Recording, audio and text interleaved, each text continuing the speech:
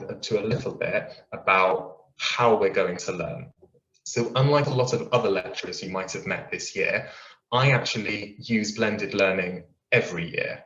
I have used short videos and then face-to-face sessions to consolidate learning in all of my teaching. It's something that I always do.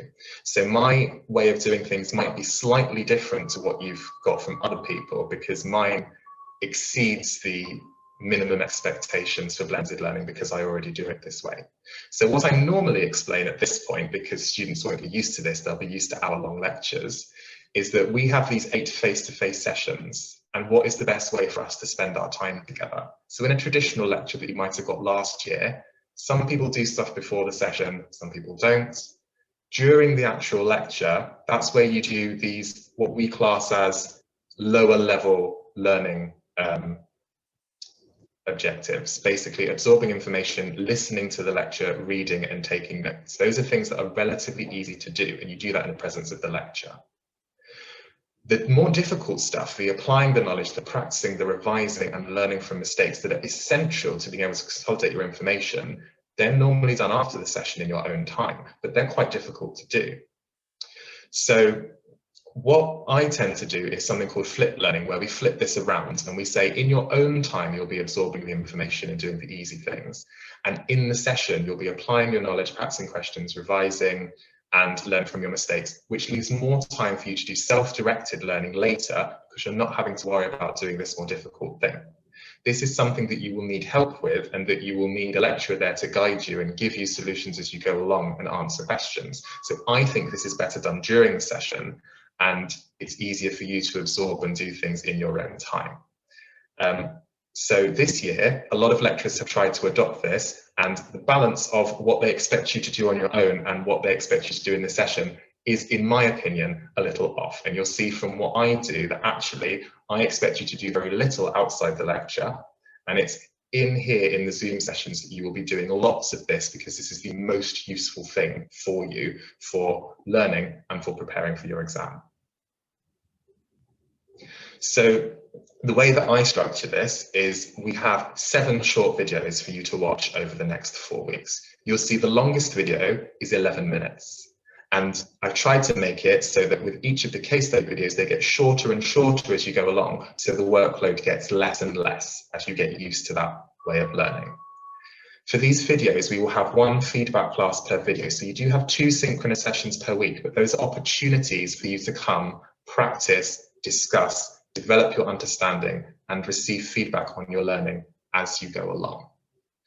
So these videos are all available on Blackboard and also through the Manchester podcasting service.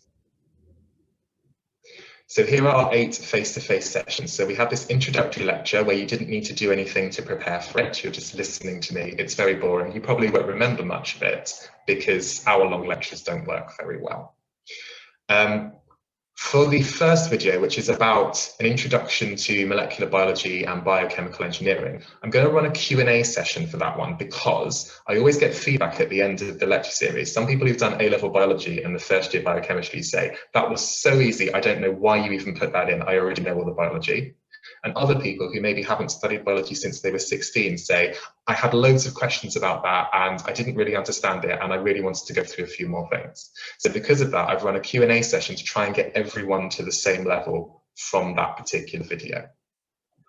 After that, there are 6 case studies. These are actual industrial examples where people have a chemical process, they've replaced 1 or more steps with some enzymes and it's become more efficient, less environmentally damaging, all of that kind of stuff.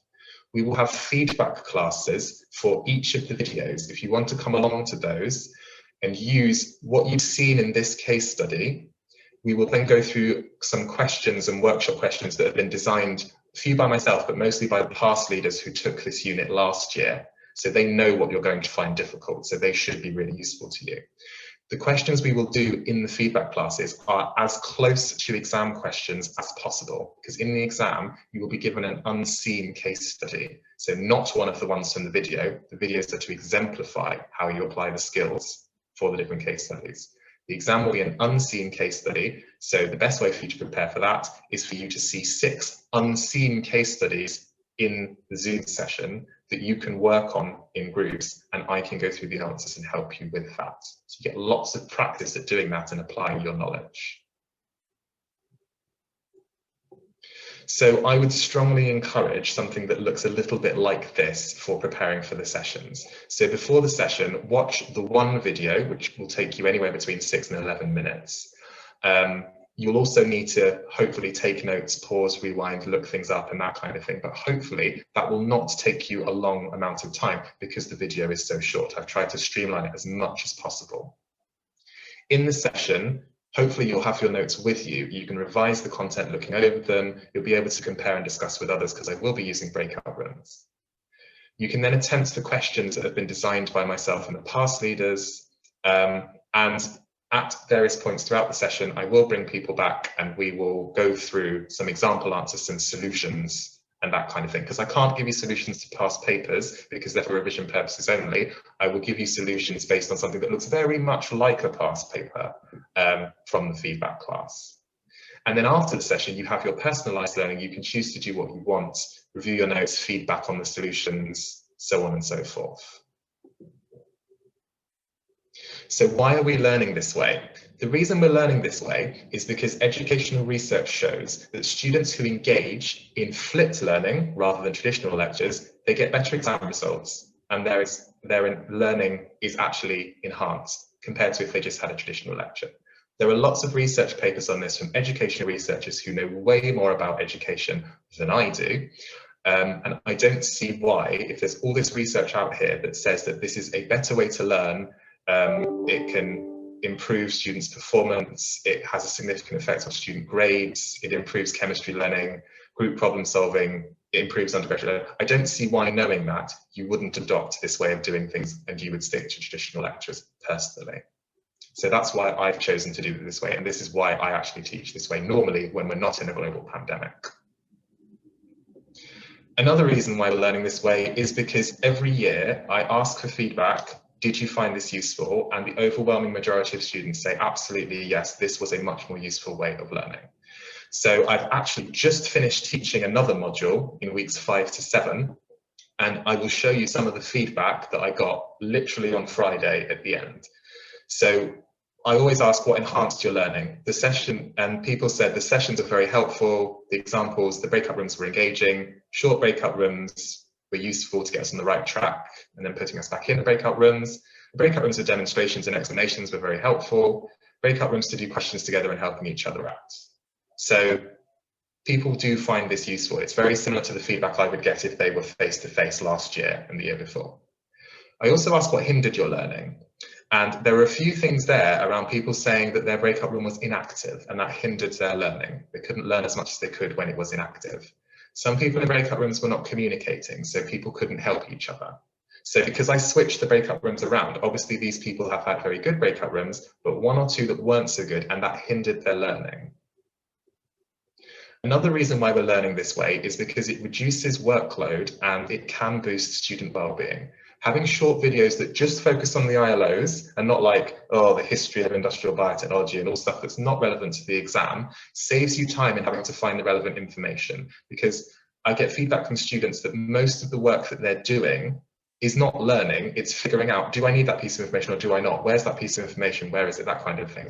So I've tried to remove as much of that as possible.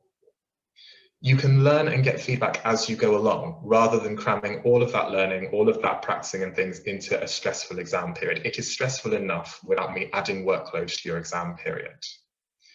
Having regular sessions means that you can check in, you can see and talk to other students, and hopefully this helps people feel more connected. It certainly does when they're face to face. So my last little thing is a little plea from me. Based on the feedback that we've seen from students who just took a module taught in this way, can you please consider how the little things you do can actually have a very big impact on other people? So deciding whether you're going to unmute, whether you're going to use your webcam, whether you're going to use the chat function in a breakout room, it might seem like something small to you, but it can have a big effect on other students. So just consider that when you're deciding what to do. Your actions can enhance other people's learning, can reduce their anxiety, and can make everyone feel a little less isolated than they already do. So let's all be kind. This is a time to be kind to each other. This is a time to work together and connect.